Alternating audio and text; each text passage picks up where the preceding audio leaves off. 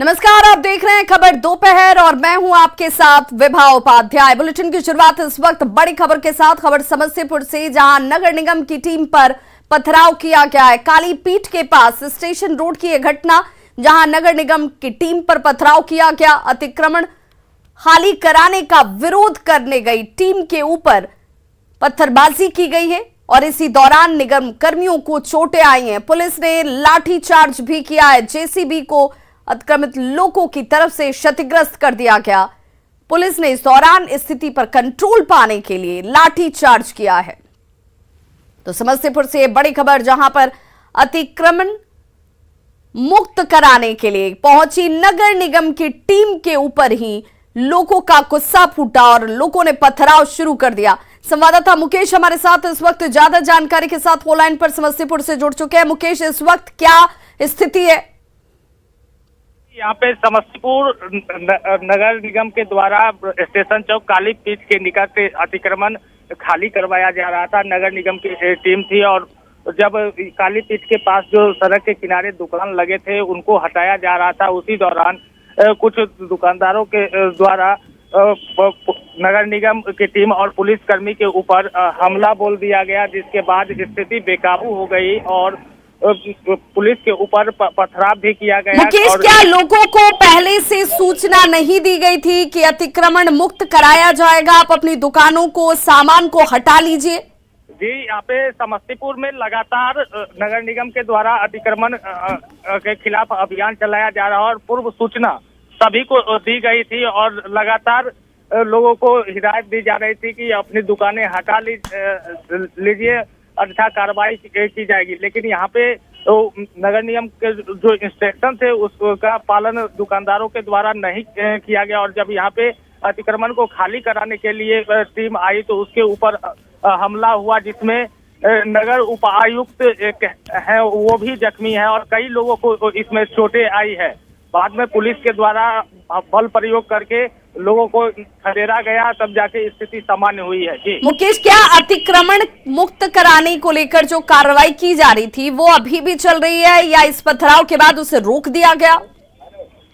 अभी जो टीम यहाँ पे लगी थी, लोगों का आक्रोश शांत होने के बाद जेसीबी के साथ जो कि तोड़फोड़ की गई थी, उसके बाद टीम यहाँ पे जिस चौराहे पे चल रहा था वहां पर खाली कराने के बाद वापस लौट गई है। और हालांकि जो अधिकारी हैं वो कैमरे पे तो कुछ नहीं बोल रहे थे, लेकिन उनके द्वारा ये जरूर कहा गया है कि अतिक्रमण के खिलाफ जो ये अभियान है वो लगातार जारी रहेगा और किसी भी अतिक्रमणकारी को सड़क पर नहीं रहने दिया जाएगा। जी, बहुत बहुत शुक्रिया मुकेश इस तमाम जानकारी के लिए। तो कालीपीठ के पास अतिक्रमित जमीन को खाली कराने के लिए यहाँ पर नगर निगम की टीम पहुंची हुई थी, स्थानीय पुलिस प्रशासन की टीम की मौजूदगी थी, लेकिन लोगों की तरफ से पथराव किया गया जिसमें कई निगम कर्मियों को चोटें आई हैं। पूर्णिया नगर निगम के जूनियर इंजीनियर शिव शंकर सिंह के पूर्णिया, सहरसा और पटना स्थित आवास में निगरानी विभाग की टीम की तरफ से सुबह से ही छापेमारी की जा रही है, जिसमें अकूत संपत्ति सामने आई है। पूर्णिया में निगरानी के डीएसपी विकास श्रीवास्तव ने कहा कि सिर्फ पूर्णिया स्थित उनके आवास से करीब 2 लाख रुपए नकद, 150 ग्राम जेवरात, बैंक के 2 लॉकर, अलग अलग बैंकों के 10 पासबुक और पोस्ट ऑफिस में भारी भरकम इन्वेस्टमेंट के कागजात मिले हैं।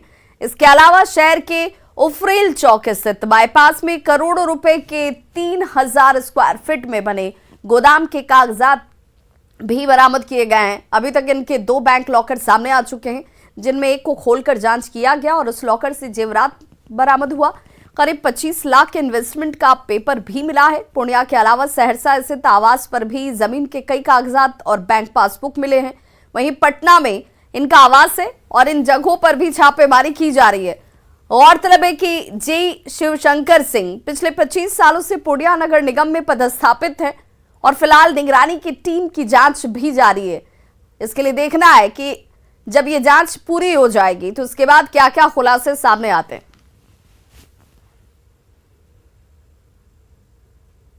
इनके आवास पे छापेमारी कर रहे हैं और यहाँ पे सर्च के दौरान पता चला कि इनका 2 लॉकर भी है, तो 2 लॉकर यूनियन बैंक में है। तो हमारी एक टीम गई है वहाँ पे और वहाँ पे भी अभी सर्च का काम चल रहा है, कुछ ज्वेलरी मिला है और अभी एक लॉकर खुला है, सेकंड लॉकर चल रहा है। सहरसा में भी छापेमारी हो रही है। सहरसा में क्या बरामदगी? सहरसा में इनका एक मकान है जिसको ये किराए पे दिए हुए हैं, घर इनका है, किराए पे एक स्कूल चलता है वहाँ पे। पटना में भी है, वहाँ पे भी बहुत ज़्यादा कुछ नहीं है। उनका एक फ्लैट है 2 BHK का बोरिंग कनाल रोड में, तो वहाँ पे भी चल रहा है। वहाँ पे बहुत सारा पेपर्स नहीं मिला है, मेन पेपर्स उनका यहाँ पे नहीं है। सब पे जो यूज़ है 100-150 ग्राम का ज्वेलरी है, लेकिन 2 लॉकर है वहाँ पे। एक लॉकर में तो कुछ मिला है, अब मूल्यांकन करता आएंगे, ज्वेलर्स आएंगे और उसको डिसाइड करेंगे। प्रॉपर्टी के जमीन का भी कागजात मिले? हाँ, जमीन का कागजात मिला है और एक जमीन इनका एक और मिला है। अभी सर्च के दौरान पता चला कि 3000 स्क्वायर फीट का एक जमीन है यहाँ पे। पूर्णिया नगर कनीय अभियंता है श्री शिव शंकर सिंह, उनके विरुद्ध निगरानी अन्वेषण ब्यूरो के निगरानी थाना में एक प्रत्यानुपातिक धनार्जन यानी आय से अधिक संपत्ति का कांड दर्ज किया गया है, जिसका नंबर 54/2022 है और ये तिथि को दर्ज किया गया 20/10/2022 को। और उसी कांड के आलोक में माननीय विशेष निगरानी न्यायालय से सर्च वारंट प्राप्त करके आज इनके यहाँ के आवास का सर्च किया जा रहा है। मोतिहारी से बड़ी खबर है, जहां बाल बाल बची है सप्त क्रांति एक्सप्रेस। सुजिया रेलवे ट्रैक पर लोहे का गार्डर आ गया। पिपरा स्टेशन के समीप की यह घटना बताई जाती है। करीब 200 मीटर तक घसीटने के बाद ट्रेन रुकती है। बाल बाल सप्त क्रांति एक्सप्रेस जो है वो बची है। रेलवे ट्रैक पर अचानक से लोहे का गार्डर आता है और जिसके बाद पिपरा स्टेशन के समीप ये जो ट्रेन है वो तकरीबन 200 मीटर तक घसीटते हुए जाकर तब रुकती है। तो एक बड़ा हादसा होते होते टला है और ये देखिए, ये तस्वीरें भी इस वक्त आपके टीवी स्क्रीन पर। और लोहे का ये गार्डर अचानक से ट्रैक पर आ जाता है और उसके बाद ये ट्रेन जो है वो तकरीबन 250 मीटर तक इसे घसीटती हुई जाती है और तब जाकर रुकती है। लेकिन बाल बाल जो यात्री इसमें सवार थे वो बचे हैं। सप्त क्रांति एक्सप्रेस बाल बाल हादसे का शिकार होते होते बची है।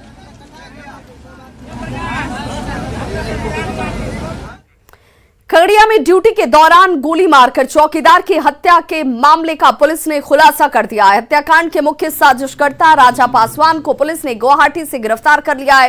राजा पासवान शूटर को चौकीदार की हत्या करने के लिए 30,000 रुपए इस शख्स की तरफ से दिए गए थे और 12,000 रुपए हथियार और गोली खरीदने के लिए। एसपी ने कहा कि हत्याकांड में मुख्य साजिशकर्ता और शूटर सहित 4 अपराधी गिरफ्तार हो चुके हैं और बाकी बचे 2 अपराधियों की गिरफ्तारी के लिए छापेमारी जारी है। 3 दिनों पहले गुवाहाटी से इस घटना को जो है अंजाम देने वाला जो मुख्य साजिशकर्ता है राजा पासवान, वो गुवाहाटी में एक आलू मंडी में काम करता है और इस घटना का मुख्य साजिश करता है। उसकी गिरफ्तारी पुलिस द्वारा गुवाहाटी में खगड़िया पुलिस की टीम ने जाकर के उसको गिरफ्तार किया एवं उसको ट्रांजिट वारंट पे ला करके उसको न्यायिक अभिरक्षा में भेजा जा रहा है। बक्सर में मुख्यमंत्री नीतीश कुमार ने मेडिकल कॉलेज का शिलान्यास किया। लगभग 25 एकड़ में मेडिकल कॉलेज का निर्माण होना है। इससे बक्सर के लोगों को काफी फायदा होगा और यही वजह है कि लोगों में उत्साह देखा जा रहा है। मौके का जायजा लिया संवाददाता पुष्पराज ने। बिहार के मुख्यमंत्री नीतीश कुमार ने मेडिकल कॉलेज की सौगात दी है। बक्सर जिले के डुमरांव अनुमंडल में ये लगभग 25 एकड़ की ज़मीन है जहां मेडिकल कॉलेज बनना है। यहां आपको बता दें कि ये पूरा स्थल आप देख सकते हैं कैमरे की माध्यम से। ये हरियाणा पशु फार्म की ज़मीन है जहां बिहार सरकार यहां मेडिकल कॉलेज बनाने जा रहा है। 150 बेड शुरुआती दौर में जो यहाँ मेडिकल कॉलेज बनेगा उसमें 150 बेड की व्यवस्था होगी और यहाँ तमाम छात्र छात्राएं मेडिकल की पढ़ाई करेंगे। मेडिकल की पढ़ाई के लिए अब उन्हें बाहर नहीं जाना पड़ेगा। मुख्यमंत्री के शिलान्यास के बाद डुमरांव के लोगों में भी काफ़ी खुशी देखी जा रही है, उत्साह देखी जा रही है कि तमाम अटकलों के बाद आज शिलान्यास हुआ और कुछ वर्षों के बाद यहाँ एक मेडिकल कॉलेज बन करके तैयार होगा। कुछ स्थानीय लोग हैं, इनसे बात करते हैं। सर, ये बताइए कि क्या लगता है इस कॉलेज के बनने के बाद यहाँ कितनी बेहतर भविष्य होगी छात्रों की? देखिए, ये तो पूरे बिहार वासियों के लिए और ख़ासकर पूरे शाहाबाद प्रक्षेत्र के लिए ये एक बहुत बड़ी सौगात है। बहुत बड़ी सौगात होगी बिहार की। ये बहुत बड़ी सौगात है उन गरीब परिवारों के लिए, उन मध्यम वर्गीय परिवारों के लिए कि जो अपने इलाज के लिए दर बदर भटकते चलते थे। बाहर में सीटों की व्यवस्था नहीं हो पाती थी, यहाँ वहाँ पैरवी लगाना पड़ता था, हाथ जोड़ी करना पड़ता था। उससे बहुत बड़ा निजात मिलेगा। हम पूरे शाहाबाद वासी, बक्सर जिला वासी इस कार्य से बहुत खुश हैं। शाहाबाद के लोग हैं वो काफ़ी उत्साहित हैं इस मेडिकल कॉलेज के शिलान्यास होने के बाद, और लोगों में एक उम्मीद जगी है कि अब आने वाले कुछ वर्षों में कि यहाँ भव्य मेडिकल कॉलेज बनकर तैयार होगा। पुष्पराज, न्यूज़ 18, डुमरांव, बक्सर। और झारखंड के मुख्यमंत्री हेमंत सोरेन की तरफ से आज झारखंड के लोगों को बड़ी सौगात दी जा रही है। आपकी योजना, आपकी सरकार, आपके द्वार। इस योजना के तहत खूंटी में जनता से सीएम हेमंत सोरेन सीधा संवाद स्थापित करते हुए नजर आएंगे। कर्रा के तौर पर में इस कार्यक्रम की सीधी तस्वीरें वहां से आप देखते हुए, और सैकड़ों योजनाओं का उद्घाटन और शिलान्यास मुख्यमंत्री की तरफ से होना है। ये सीधी तस्वीरें इस वक्त आप देख पा रहे हैं, जहां पर खूंटी को और खूंटी के लोगों को लंबा इंतजार जो अब तक उन्होंने किया है, वो इंतजार उनका खत्म होने जा रहा है। सीधे तौर पर इन करोड़ों योजनाओं की सौगात के साथ झारखंड में विकास को और तेज करने की दिशा में ये कार्य किए जाते हुए, जिसमें करोड़ों की योजनाओं का उद्घाटन और शिलान्यास शामिल हैं। 350 करोड़ की योजनाओं की सौगात सिर्फ खूंटी को दी जा रही है, और इसी बीच लाभुकों के बीच परिसंपत्तियों का वितरण भी मुख्यमंत्री हेमंत सोरेन करते नजर आएंगे। आपकी सरकार, आपके द्वार कार्यक्रम के राज्य के लोकप्रिय, जनप्रिय और विकास पुरुष माननीय मुख्यमंत्री हेमंत सोरेन जी, संसदीय कार्य मंत्री एवं ग्रामीण विकास मंत्री माननीय आलमगीर आलम साहब, खूंटी के उपायुक्त एसपी साहब, तमाम मंच पर उपस्थित नेतागण, पत्रकार मित्रों और खूंटी जिला से विभिन्न गांवों से सभी हमारे भाइयों एवं बहनों, आप लोग सभी लोग जानते हैं कि राज्य सरकार का एक बहुत बड़ा अभियान है। आपकी योजना, आपकी सरकार, आपके द्वार, इसका उद्देश्य कि जो गरीब जंगल में, पहाड़ में, खेत खलिहान में रहते थे, जो ब्लॉक जाते थे, समय पर पदाधिकारी नहीं मिलते थे, आपको बातों को सुनी नहीं जाती थी, समस्या का समाधान नहीं होता था, एक बहुत बड़ा विषय था, बहुत बड़ा मुद्दा था। लेकिन राज्य सरकार ने बहुत सोच समझ करके गरीबों के विकास के लिए, लाभ के लिए माननीय मुख्यमंत्री जी को हम बहुत बहुत बधाई देते हैं कि गरीब को लाभ कैसे मिलेगा। क्योंकि इसके पूर्व की जो सरकार थे, उनके समय वृद्धा पेंशन, विकलांग पेंशन और विधवा पेंशन का कोई लक्ष्य नहीं था। जब किसी प्रखंड में जाते थे तो बीडीओ साहब खुद बोलते थे कि सर इस बार टारगेट नहीं आया है, वृद्धा पेंशन का हम लोग अधिक नहीं कर सकते हैं, और लेने वाले सैकड़ों लोग तादाद में खड़े रहते थे।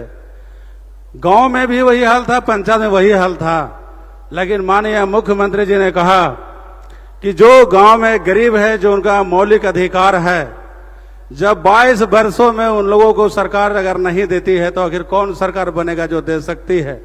इसलिए पहला लक्ष्य कि जो किसी भी समाज, किसी भी टोला मोहल्ला में हो, किसी भी कास्ट का हो, जिनका 60 बरस उम्र है, आधार कार्ड में, वोटर आईडी में, हम सब व्यक्ति को पेंशन देंगे। ये पहली सरकार है जो गरीबों के लिए एक बहुत बड़ा अभियान चलाया है कि नहीं जीते? जोर से ताली मारिए। पहले भी सरकार थे, सब प्रखंड में लोग घूमते रहते थे, लेकिन आज ये सरकार आपके दरवाजे में जा रही है। सरकार के जो पदाधिकारी हैं, जिला के उपायुक्त, उप विकास आयुक्त, अनुमंडल पदाधिकारी, आपके बीडीओ, आपके सीओ, तमाम जिला के पदाधिकारी आपके खुद गांवों में जा रहे हैं, पंचायतों में जा रहे हैं, प्रत्येक शिविरों में जा रहे हैं कि आपको क्या चीज चाहिए, कैसे ऑनलाइन होगा। अभी तो ऑफलाइन था, वो ऑनलाइन चल रहा, कैसे होगा। तो जो हमारे किसी जो श्रमिक हैं, उनके पास लेबर कार्ड नहीं है, जो हमारे श्रमिक हैं जो जॉब कार्ड में काम करते हैं, उनके पास जॉब कार्ड नहीं है, सब ऑनलाइन से बनता है, उनको कोई जानकारी नहीं कि सर्वर काम नहीं कर रहा है, किन्हीं पास आधार कार्ड नहीं है। बहुत ऐसे हमारे गरीब भाई हैं जिनका वोटर आईडी नहीं बना है। पैन कार्ड तो छोड़ दीजिए, पैन कार्ड के तो उनका जरूरी है जिनको लाखों लाख का ट्रांजैक्शन होता है, लेकिन जो हमें लाभ चाहिए इन प्रधानमंत्री आवास, वृद्धा पेंशन, इनके लिए हमको आधार कार्ड आवश्यक अति जरूरी है। तो जो बुनियादी समस्या है इसके लिए सरकार बेहतर काम कर रही है और सरकार चाहती है कि जो हमारे किसान भाई हैं जिनको जो सकता है, चाहे गाय पालन करना चाहें, चाहे आपको सुअर पालन करना हो, बकरी पालन करना हो, जुड़वा बैल चाहिए, खेती करने के लिए ट्रैक्टर चाहिए। और ये पहली सरकार है कि आपके सामने जिनको साइकिल नहीं मिलता था, बैलगाड़ी नहीं मिलता था, अब सामने देखिए स्कॉर्पियो लगा हुआ है, बोलेरो लगा हुआ है, मोटरसाइकिल बट रहा है। जब लोन लेने के लिए आपको बैंक के चक्कर काटना पड़ता था, लेकिन हम सरकार ने, माननीय मुख्यमंत्री महोदय ने घूम घूम करके आपको सारी सुविधा दी जा रही है। अभी हम लोगों ने कई ट्रैक्टर का भी चाबी सौंपे हैं समितियों के बीच में। और सरकार का लक्ष्य है कि जो हमारे गरीब, खासकर श्रमिक जो यहाँ से दूसरे प्रदेशों में काम करने जाते हैं, जब कोविड-19 का प्रकोप जब आया 2020 और 21 में, तो खूंटी जिला से भी लगभग 11,000 मजदूर दूसरे प्रदेशों में काम करने गए थे। अफरा तफरी का माहौल था। उस समय ये भी जनगणना था कि हम आखिर लॉकडाउन लगा, हाट बाजार बंद है, ट्रेन बंद है, प्लेन बंद है, तो हम घर कैसे पहुंचेंगे।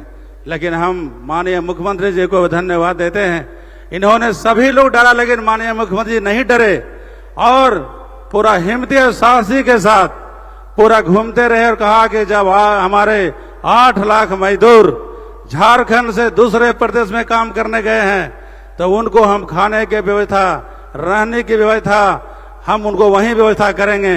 माननीय मुख्यमंत्री ने नोडल पदाधिकारियों का नियुक्ति की और डीबीटी के माध्यम से सभी श्रमिकों को हम लोगों ने खाते में पैसा भेजने का काम किया, ताकि आप जहां हैं वहीं रहिए, वहीं खाइए, और जब समान स्थिति हो जाएगा तो आपको घर भी लाया जाएगा।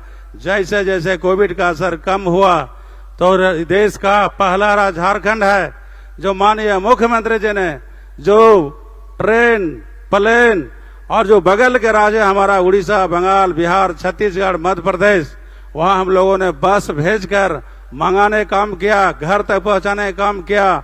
और कोविड काल में जो आवश्यकता थी, जो खाने पीने के सामग्री, उसको हम लोग घर घर में चावल, दाल, आटा, तेल, साबुन सभी पहुंचाने काम किया। एक बहुत बड़ा आपदा थी सर देश में, राज्य में। और दूसरा आपदा आ गया आपको सुखाड़, कि अभी समय पर बारिश नहीं होना, किसान सब इंतजार करते रह गए। हम लोग 2 आपदा झेलते हुए राज्य सरकार काम कर रही है। उसके बावजूद भी चाहे कोविड काल हो, चाहे सुखाड़ हो, सभी को निपटने के लिए माननीय मुख्यमंत्री तैयार हैं। सभी को तो खूंटी के कर्रा के तौर पर से ये सीधा कार्यक्रम आप देख रहे थे। एक छोटे से अंतराल के लिए रुक रहे हैं, फौरन होंगे वापस, बने रहिए हमारे साथ।